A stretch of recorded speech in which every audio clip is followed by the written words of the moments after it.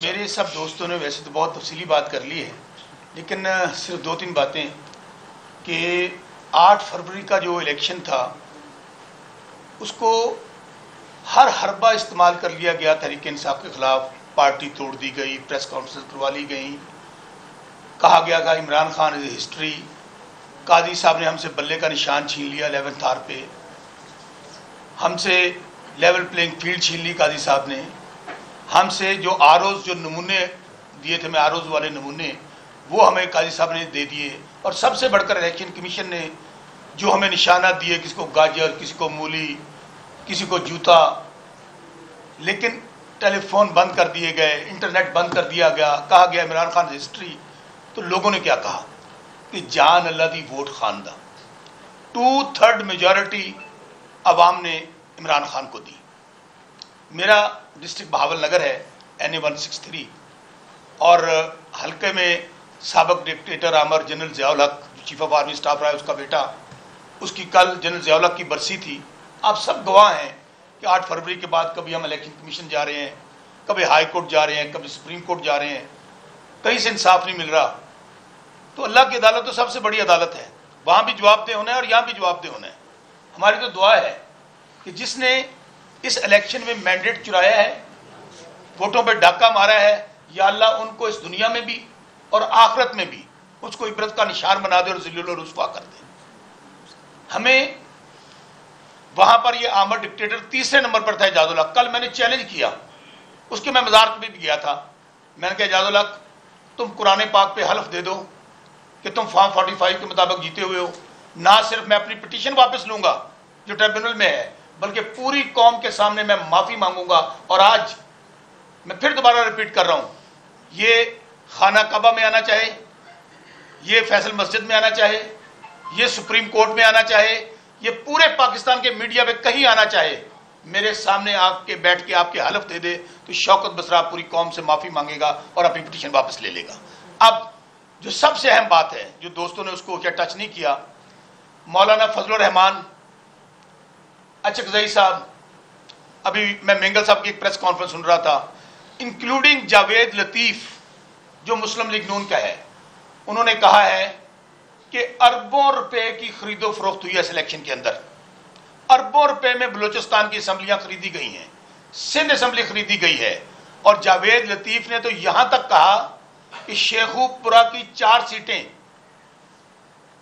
हमारी एक एजेंसी जो बड़ी रिनाउंड एजेंसी है, उनका नाम लेके और उनके अफसर का नाम लेके जो लाहौर में तैनात हैं कि 90 करोड़ में एक स्मगलर के जरिए वो 4 सीटें खरीदी गई। अब आपको मैं जिस बात का नहीं शायद मैं वो बताता हूं।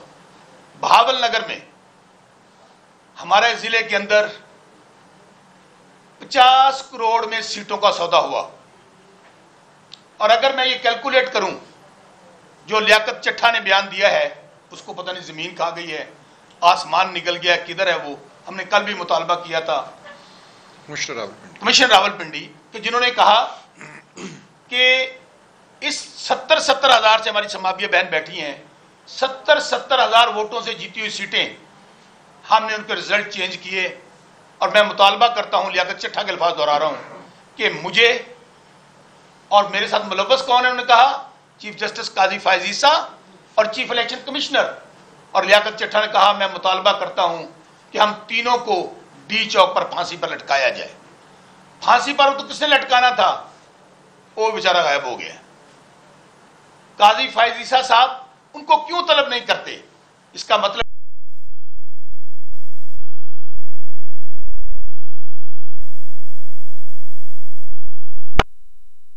कौम को। और सबसे बढ़कर मेरा जिला 50 करोड़ में बिका है। और पिंडी डिवीजन के मुतालिक मैं उन दोस्तों के जो नून लीग के जावेद लतीफ का बयान बता चुका कि कम अज कम 1 अरब में सौदा हुआ है। और अगर हम टोटल कैलकुलेट करें पंजाब को, तो इसमें अरबों रुपए देकर सीटों की खरीदो फरोख्त की गई और लोगों को फॉर्म 47 दिए गए। हम ये मुतालबा करते हैं चीफ जस्टिस काजी फायज़ साहब से कि चीफ जस्टिस काजी फायज़ साहब, अगर आप धांधली में मुलव्वस नहीं है, इस इलेक्शन को वो पतन के सरवर बारी साहब कह रहे थे कि क्या नाम दिया जाए, इसको फ्रॉड इलेक्शन कह लें, झुर्रू इलेक्शन कह लें, धांधला कह लें, और पाकिस्तान की सबसे तारीख का सबसे बड़ा डाका कह लें जो पाकिस्तान के अवाम के मैंडेट पर पड़ा है, और इमरान खान जेल में बैठकर इन सबको उसने हराया है, उनके वोटों पे डाका पड़ा है। हम मुतालबा करते हैं चीफ जस्टिस काजी फैसला साहब, मैंने कल भी शेर पढ़ा था आपकी अदालत में खड़े होकर कि काजी साहब मिट जाएगी मखलूक तो इंसाफ करोगे, मुनसिफ हो तो हजर बर्पा क्यों नहीं करते? 2 महीने रह गए आपके, और अगर आपका यही हाल रहा तो शेख शहीन साहब कह रहे हैं कि आप पसंद करेंगे जस्टिस मुनीर के साथ उठना या काजी फैसला का नाम मिट। अगर आपका यही तरीका कर रहा तो आपका नाम जस्टिस मुनीर से भी अगले वाली लिस्ट में होगा। और हम आपसे ये मुतालबा करते हैं कि आप हमारी जो 8 फरवरी की पिटीशन है उसको उठाएं, उसके ऊपर उसको भी समाप्त के लिए लगाएं। आप ये जो हमारे खिलाफ अभी जो जुडिशियल ट्रिब्यूनल का केस आया है, इसके ऊपर तो आपको बहुत जल्दी है और लगाना चाहते हैं, और हमने कल दरखास्त दे दिया, राजा साहब के भी नॉलेज में है, सबके नॉलेज में है, हमने दरखास्त दे दी है सुप्रीम कोर्ट में कि चीफ जस्टिस काजी फैसला साहब हमें आप पर इत्मीनान नहीं है, हमें आपसे इंसाफ की तवक्को नहीं है, आप फिल फॉर हमारे केसेस से अलग हो जाएं। और आखिर में ये बात कह के कि अगर अरबों रुपए में सीटें बिकी हैं, खुद मुस्लिम लीग नून वो बाऊजी जिनको बड़ा श्रृंगार कर लाया गया था, जो सबसे बड़ा स्टॉलवर्ड था बाऊजी नवाज शरीफ, जो यहाँ पर कबूतर उड़ाने आया था, अवाम ने उनके तोते उड़ा दिए, आज तंदूरों के विजिट कर रहा है। यार अगर वो हार गया, नवाज शरीफ हार गया, तो इनमें जीता कौन है? सलमान अकरम रैस साहब का हल्का आपके सामने है, वो ओन चौधरी इतना बड़ा लीडर, वो सबसे ज्यादा वोट ले गया पाकिस्तान में।